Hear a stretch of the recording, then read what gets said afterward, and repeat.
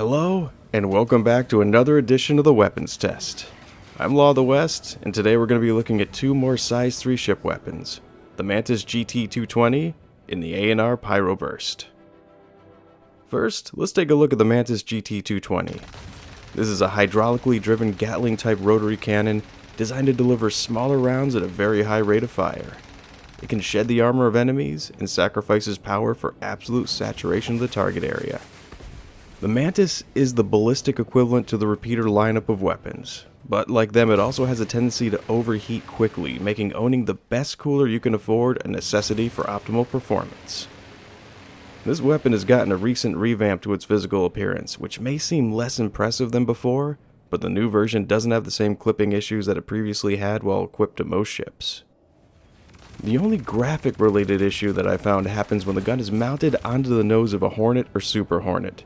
In those cases, the muzzle flash can soar over your target indicator, making it impossible to see if your shot is lined up with a target while firing. So you may want to watch out for that if you own a Hornet.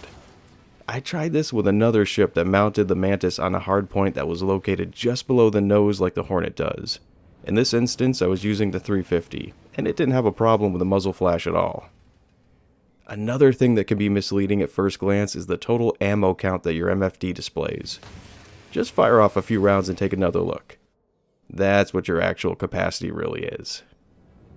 This weapon has also undergone some serious tuning as well. First, the spool up time has been reduced considerably, making it far more responsive than before. But to compensate for this, it seems the damage that it inflicts has also been considerably toned down.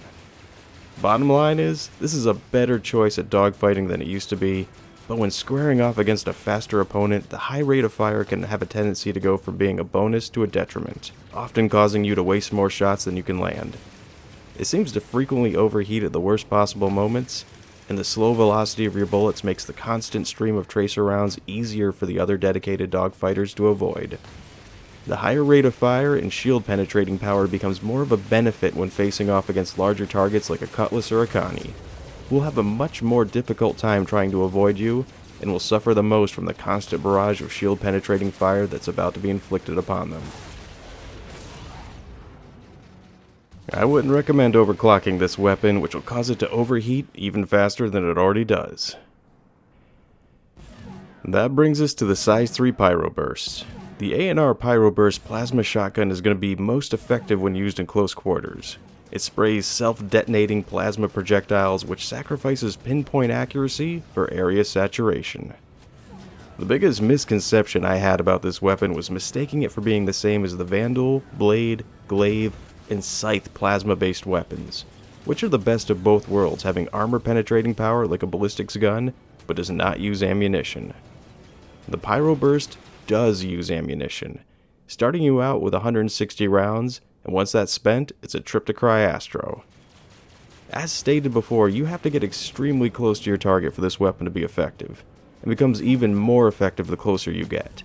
So this weapon can be deadly if you have the right amount of discipline and the right kind of ship, one that can allow you to get in close, fire, and get out of there unscathed.